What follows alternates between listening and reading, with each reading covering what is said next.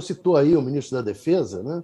Como o senhor vê a participação de militares nesse, digamos, evento que o Bolsonaro está tentando promover hoje com os embaixadores?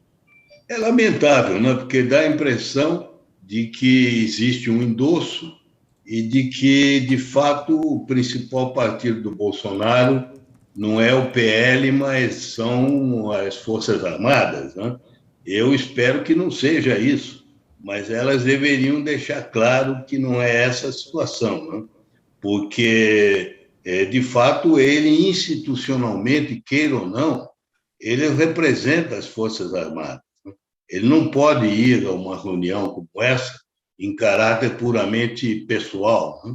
Então, é inquietante, porque faz parte de todos esses indícios, né? Eu quero crer que isso não vai conduzir a nada de pior, né? Porque eu já assisti, sabe, minha vida, muita coisa, né? Você sabe que eu inaugurei minha vida oficial em 1961, quando eu era oficial de gabinete do ministro Afonso Arinos. Eu assisti em Brasília a renúncia do Jânio Quadros e tudo o que veio depois, né? E nunca imaginei que agora, no ocaso da vida, estivesse assistindo uma coisa desse tipo, né? Que é completamente nova, né? Em termos de peça teatral, a originalidade é completa, né? E antes o Bolsonaro falava com o público interno, né, principalmente com os eleitores dele, porque fica, né, na verdade, repetindo esse discurso de que as eleições de 2014 e 2018 foram fraudulentas, mesmo sem ter a comprovação disso. Agora, quando ele tenta expandir esse discurso para fora, né, vender para outros países, a gente está falando aqui de preocupações, mas eu queria saber qual o custo diplomático que isso tem. É imenso, né? Você sabe, no número que está em circulação do Economist, que é a revista talvez de maior influência nos meios de investidores, de financistas, de banqueiros, há um artigo imenso sobre exatamente essa suspeita de que o presidente Bolsonaro está se preparando para melar o jogo, né? É um artigo grande, bem maior do que normalmente eles dedicam ao Brasil. Ora, depois disso, depois dessa reunião, vai parecer que todas essas suspeitas estariam confirmadas, né? Porque essa iniciativa é tão absurda que nem Trump foi capaz de inventar isso, hein? Olha que é preciso ter imaginação para superar Trump, né? E Trump ele tentou melar o jogo, né? Tentou, mas nem a ele ocorreu isso, né?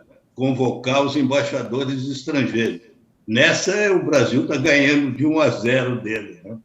Aliás, eu queria perguntar ao senhor se o Donald Trump, o senhor que é embaixador e que já serviu em vários lugares do mundo, se o Donald Trump convidasse o senhor para assistir a um PowerPoint contra a apuração das eleições do Ceará, como o senhor responderia, agiria? Eu encontraria uma desculpa diplomática, né? Porque os embaixadores, você sabe, normalmente não gostam também de ofender o país em que eles estão acreditados, né? E não vão usar como motivo o motivo verdadeiro. Mas há muitos motivos, né? E eu encontraria uma dessas desculpas. O senhor acredita que é isso que eles farão? Alguns farão? Olha, eu acho que os países mais sérios, mais responsáveis, não vão mandar representante. Entendeu? Outros pode ser, né? Mas você sabe, convencer o embaixador do Putin ou do Viktor Orbán de que se trata de uma fraude não é nenhuma façanha, né? Porque esses países fazem isso a toda hora. Então, representantes de ditaduras ou de semiditaduras não contam. O que contaria seriam os países respeitáveis. E, além disso, eu repito aquilo que eu já tinha dito antes, né? A única maneira, realmente, de ter credibilidade internacional é por meio de observadores de fora, né?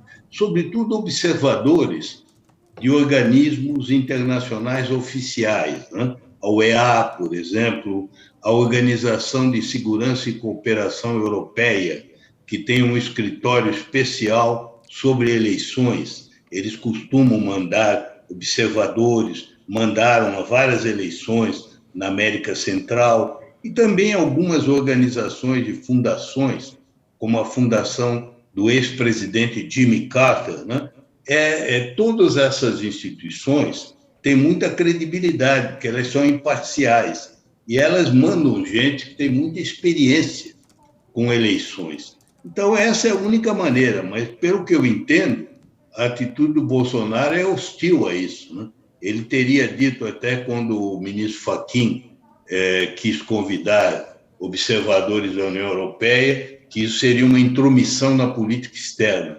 Não é uma intromissão na política externa. O que ele está fazendo é que é uma intromissão nos assuntos internos brasileiros, porque ele está convocando pessoas não para assistirem a um processo institucional, como as eleições, porque convidar observadores para assistir às eleições é a mesma coisa que convidar observadores a assistir uma sessão do Congresso. Não tem nenhum tipo de intromissão. Agora, convidar embaixadores para falar mal da legislação brasileira, que é o que eu suponho que ele vai fazer, né? Porque senão a gente não entende para que seria essa reunião. Aí sim é uma interferência em assuntos internos, porque ele está querendo que os embaixadores tomem o partido dele contra os outros que negam que haja esse defeito no sistema eleitoral brasileiro. Agora, embaixador, eu queria... Sim. Não, pois não.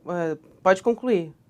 Não, eu ia só dizer que eu acho curioso que uma das poucas coisas que o Brasil tem, que é de fato modelar e que o mundo todo admira, é o sistema eleitoral, né? Porque nós aqui temos um sistema que não só é a prova de fraude, até hoje nunca teve fraude, mas que produz o resultado em poucas horas. Quando a gente compara com os Estados Unidos, né?